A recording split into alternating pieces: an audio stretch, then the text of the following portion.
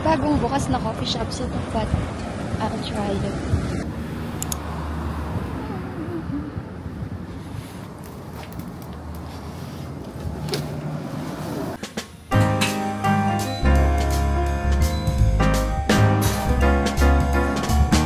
I'll get the matcha drink.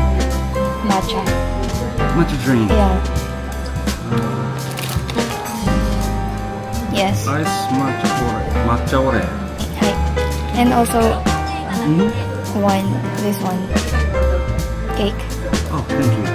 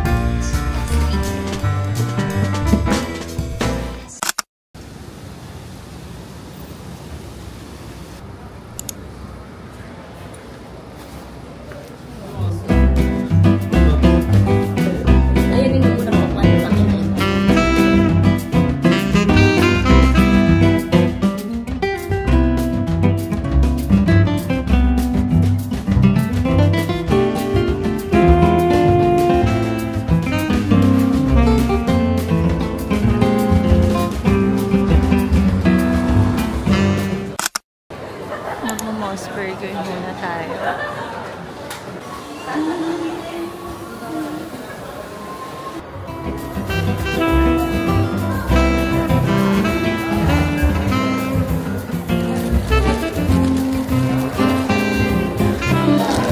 Hala, ang messy. Ano ba yan?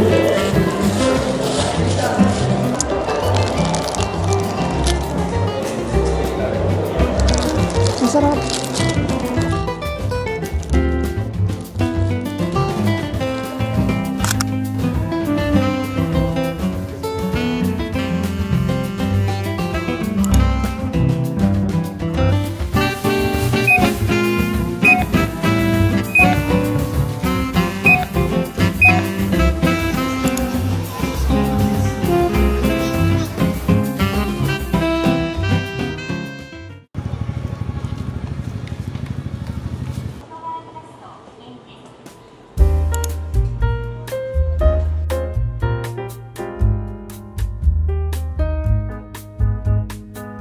Lagi kaming dinadala dito ni Mama every time na mag-visit kami dito sa Japan.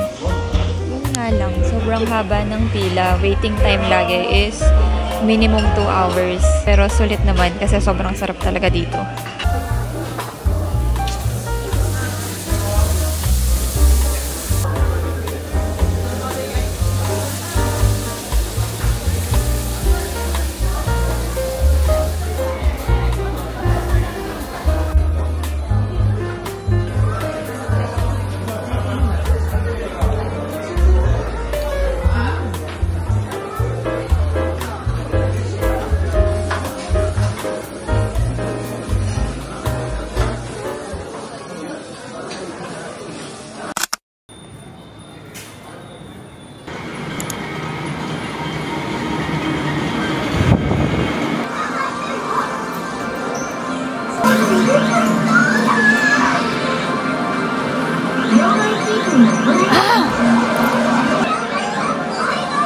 Oh my God.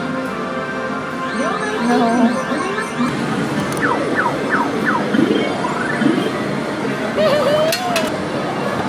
I got one.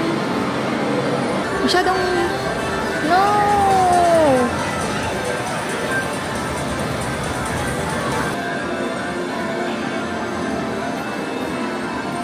Ay, pumusok siya. Go. Go.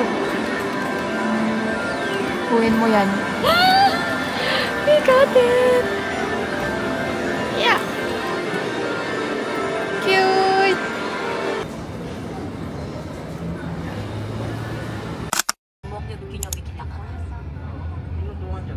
Kinodohan siya.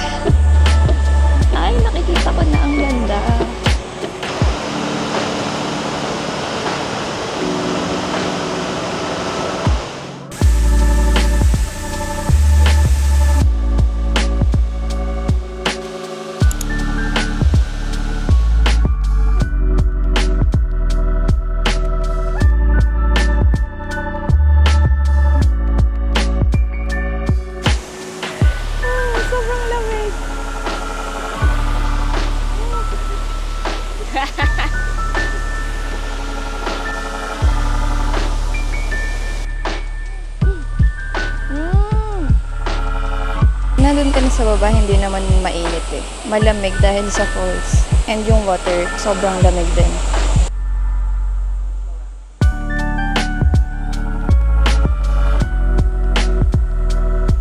Amarski? Marskiじゃない ちょっと。 Gabelski yo. Bukas yata.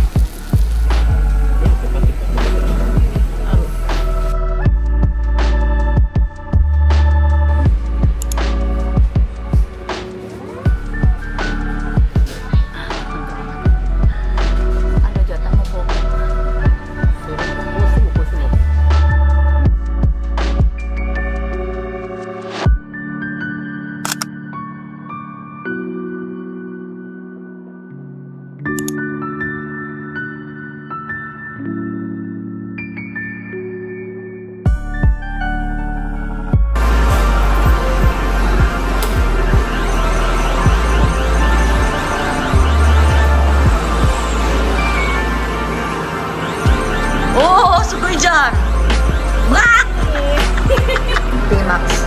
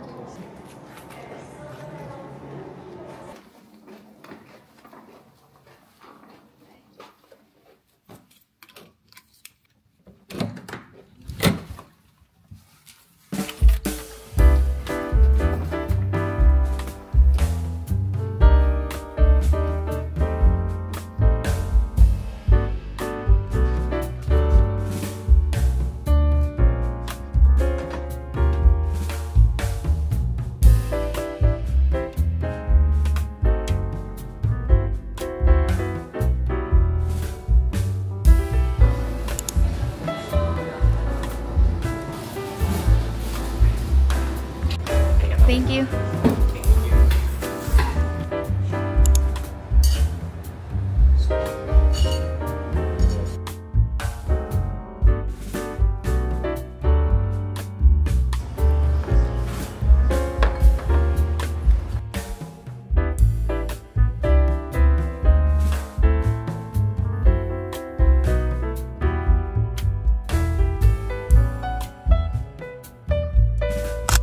Mag-onsen muna ako bago matulog para masarap yung tulog ko.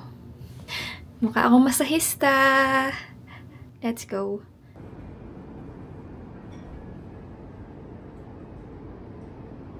Kakatapos ko lang mag-onsen. Yung onsen is parang public bathhouse. Lahat ng mga naliligo walang suot kahit ano, pero nakahiwalay naman yung panlalaki sa pambabae. Sa una, nakakahiya siya kasi nga maliligo ka ng hubad tapos may mga kasabay kang iba. Pero wala naman silang paki, hindi ka naman nila titignan. Pero lahat ng Japanese mahilig talaga mag-onsen. Kasi yung feeling after mo mag-onsen, paano ka ba i-explain? Yung feeling after mo magpa-massage, ganun din yung feeling after mo maligo sa onsen. Sobrang nakaka-relax. Lalo na sa mga mahilig mag-travel sa Japan or sa mga pupunta man sa Japan. Masarap mag-onsen kasi yung sakit ng paa mo kakalakad matatanggal.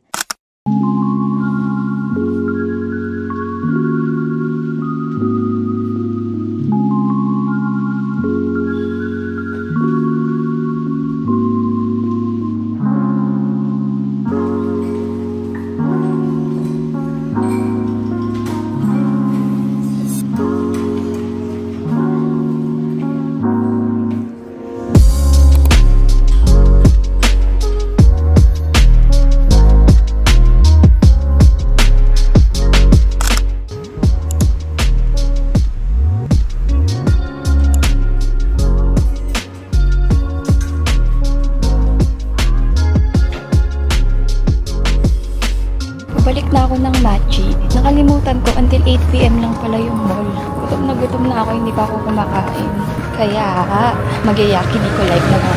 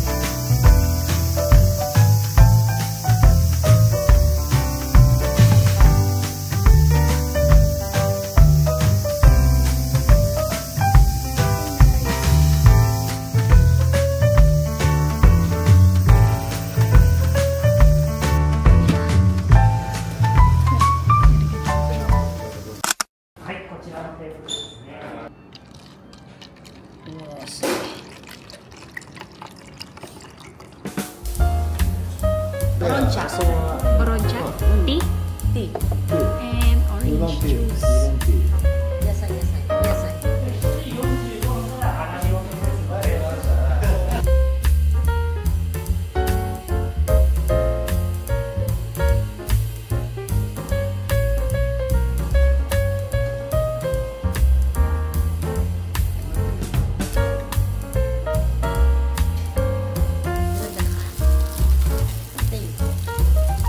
Itadakimasu!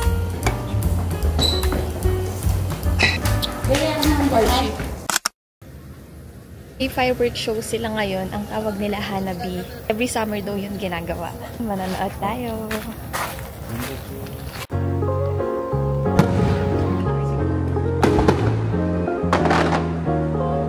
Oh, wow!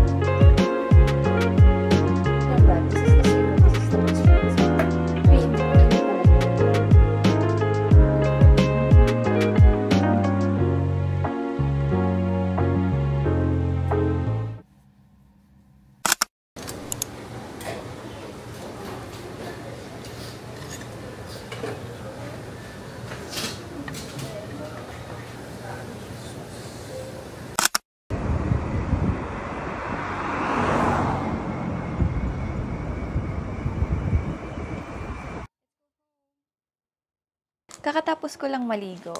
Mag-donkey haul tayo. Alam niyo ba, may something talaga sa donkey na every time na pumapasok ako doon. Ay kahit yung mga bagay na hindi ko kailangan, binibili ko. Hindi ko alam bakit. First, color corrector concealer. Yan. Never pa ako nakatry nito. Actually, hindi ako marunong gumamit nito. Pero itatry ko. Ayan yung colors niya. Next is dry shampoo. Pwede to kapag nagta-travel talaga. Lalo na after flight, ang pangit na ng buhok ko. Kaya kailangan ko ng dry shampoo. Tapos, UV mist. Sobrang init dito sa Japan. Kailangan mo talaga yan. And also sa Philippines. Mainit. Sobra. Cleansing oil. Hindi ko alam i-pronounce. Basta cleansing oil. Yung gamit ko dati kasi yung sa DHC. Kaso masyadong thick yung consistency niya. And may mga nakita akong reviews na yung mga gumagamit ng DHC before, nag-switch sila dito. And okay naman yung reviews. Kaya, tinry ko na. Hairspray. Pag nagka-curl kasi ako, hindi siya nag-hold para mag-last the whole day yung curls ko. Lalo na pag yung Dyson yung gamit ko, hindi talaga tumatagal ng 1 oras yung curls niya. Bumabagsak agad. Face mask. Ito lagi yung gamit kong face mask. And bukas na. Nagamit ko na kasi. Pero nakakita din kasi ako ng good reviews dito. Kiana Rice mask. Kaya bumili ako. Tatry ko siya. Fortune ba to? Alam ko, binili ko is eto. Binili ko yung dalawa niya. Kaya lang yung isa nabuksan ko na. Para, hindi ko din lang. Hindi sila pareho. Ayan. Maganda siya. Hindi siya drying sa lips. Dolly Angel. Eyeliner siya pero glitters. Tingnan nyo na lang. Ito yung sa loob. Oh my gosh. Yan. So cute din. Bumili ako ng refill ng Honey shampoo. May lambot effect after. I think that's it. Binili ko lang din ng treats si Polly. Yun na. Ang konti lang pala. Akala ko kanina parang marami. Okay. Thank you guys. Bye.